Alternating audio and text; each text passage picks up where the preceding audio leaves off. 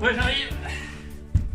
Bonjour et bienvenue sur la chaîne Vivre Enfin, la chaîne qui vous fait du bien. Alors, comme je vous l'avais annoncé, avant d'aborder les problématiques de santé physique, émotionnelle, sociale que nous verrons courant septembre, eh bien, j'ai décidé de vous partager de nombreuses pratiques, et notamment la pratique méditative. Et la vidéo du jour, c'est justement la méditation. Alors, il y aura une petite présentation de la méditation. Je vais vous détailler également quelles en sont les principales vertus et les quelques contre-indications. Et puis après, durant tout l'été, vous pourrez pratiquer régulièrement grâce à des vidéos de méditation guidées accessibles à tous. Alors pourquoi je vous conseille de méditer pendant l'été? C'est très simple. Pendant l'été, on est en vacances, on est quand même plus cool, plus relax, et c'est beaucoup plus facile du coup de s'y mettre et de s'y tenir. Et puis, la méditation vous sera peut-être très utile quand le stress va reprendre, peut-être à la rentrée. Alors d'ici là, c'est plutôt une bonne chose, si vous avez eu le temps de vous entraîner. Pour votre information, sachez que je suis l'auteur de 2 ouvrages. Le premier, D'une vie à l'autre avec la méditation, qui est sorti en 2017. Et le second, La méditation, une invitation au bonheur, est sorti en 2022. Je vous mettrai dans le descriptif de cette vidéo des liens qui vous permettront d'en lire un extrait, et puis éventuellement de le télécharger ou de le commander. Bon, j'arrête de parler, je vous laisse avec les vidéos et vous dis à très bientôt sur la chaîne Vivre Enfin, la chaîne qui vous fait du bien. Au programme de cette première vidéo consacrée à la méditation, une définition de ce qu'est la méditation, puis nous en verrons les principales vertus, et enfin, nous verrons les quelques contre-indications à sa pratique. Tout d'abord, qu'est-ce que la méditation? Bien qu'il s'agisse d'une pratique ancestrale, puisque les Indiens méditaient il y a plus de 5000 ans, et qu'elle soit très en vogue, puisqu'il y a chaque année plus de 1500 parutions sur cette thématique, la méditation est très peu connue. Elle est d'ailleurs sujette à pas mal d'idées reçues. Alors, avant de voir ce qu'est la méditation, voyons rapidement ce qu'elle n'est pas. Méditer n'est pas léviter. Méditer n'est pas non plus se prêter à une intense réflexion sur une thématique ou sur une autre. Méditer n'est pas non plus se laisser transporter dans une espèce de transe agréable, voire même orgasmique. Non, pas du tout. On a parfois tendance justement à confondre l'état méditatif avec ce qu'on appelle l'état hypnagogique, qui est un état qui se trouve entre le sommeil et la conscience. Et enfin, méditer n'est pas non plus arrêter de penser, faire le vide dans sa tête. D'ailleurs, si je vous demandais d'arrêter de penser, vous seriez vous-même obnubilé par l'idée de ne pas penser. À titre d'exemple, tiens, je vais vous demander de ne pas penser à un éléphant rose. Non, n'y pensez absolument pas. Je vous interdis de penser à un éléphant rose. Et bien entendu, qu'est-ce qui s'est passé? Tout le monde a pensé à un éléphant rose et tout le monde l'a visualisé mentalement. Alors, qu'est-ce que la méditation? Dans le bouddhisme tibétain, méditer signifie s'entraîner à ramener l'esprit en lui-même, ou encore habituer l'esprit à s'observer. Mathieu Ricard parle d'ailleurs d'entraînement mental.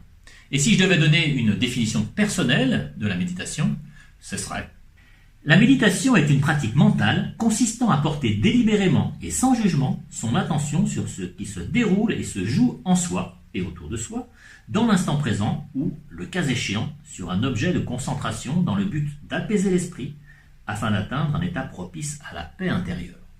Les 20 principales vertus de la méditation.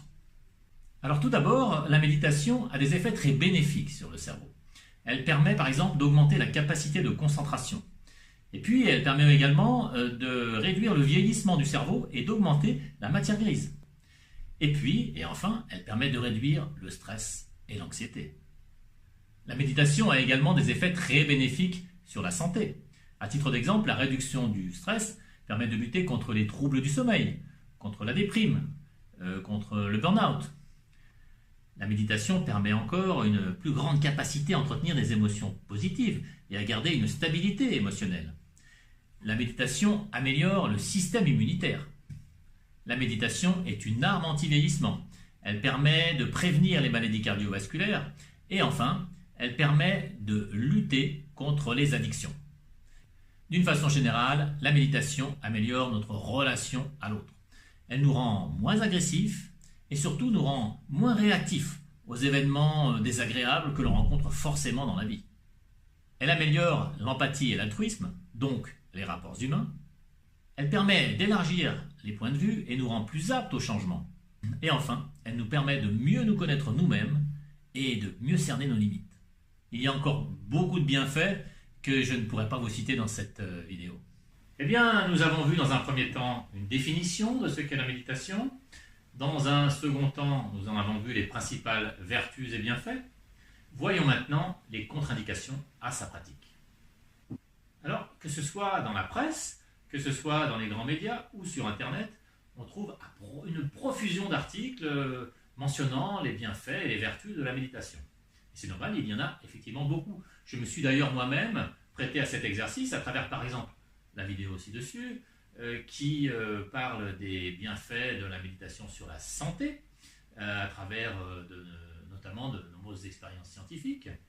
Il y a également toujours la vidéo ci-dessus, qui elle va vous parler de l'impact de la méditation sur le cerveau.